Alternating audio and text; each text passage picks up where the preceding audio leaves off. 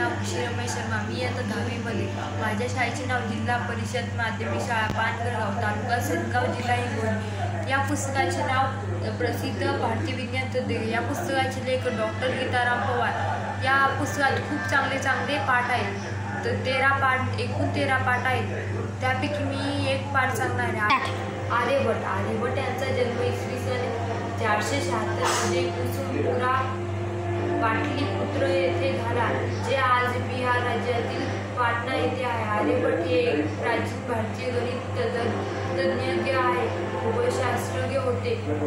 सम्राट विक्रमादित्य द्वितीय यांचा तो कार्यकाळ होता। भारतीय गणित तज्ञ खगोलशास्त्रज्ञ यांचा इतिहासातील सर्वात प्रभावशाली व्यक्तीपैकी एक म्हणून त्यांची खास ओळख आहे।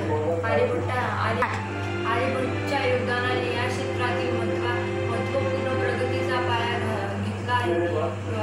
आर्यभट्ट यांनी नालंदा विद्यापीठ शिक्षण घेतले। ते अवघ्या 23 वर्षाची असताना त्यांनी आर्यभट्टीय हा ग्रंथ लिहिला।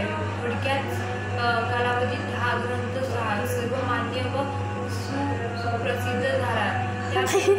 त्यामुळे राजा बुद्ध यांनी त्यांना नालंदा विद्यापीठाचा प्रमुख बनवले। आर्यभट्ट हे कुसुमपुरा संस्थेचे प्रमुख खटे होते। त्यांनी पृथ्वी गोल आहे हा सिद्धांत मांडला व पृथ्वीचा परिघ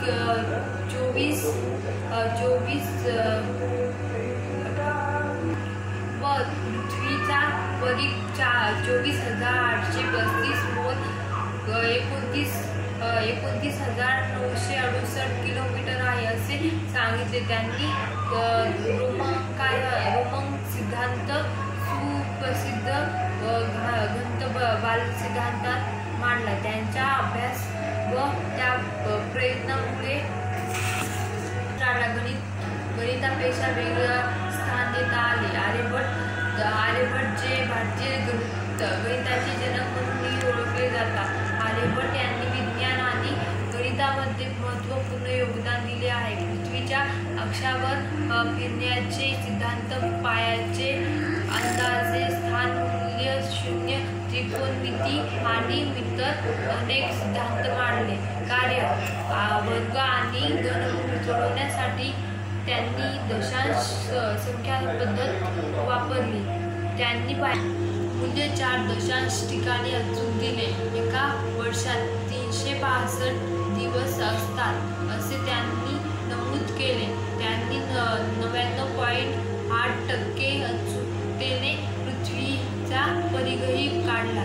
त्यांनी पृथ्वीचा आकार गोल आहे याचा शोध लावला। नमस्कार।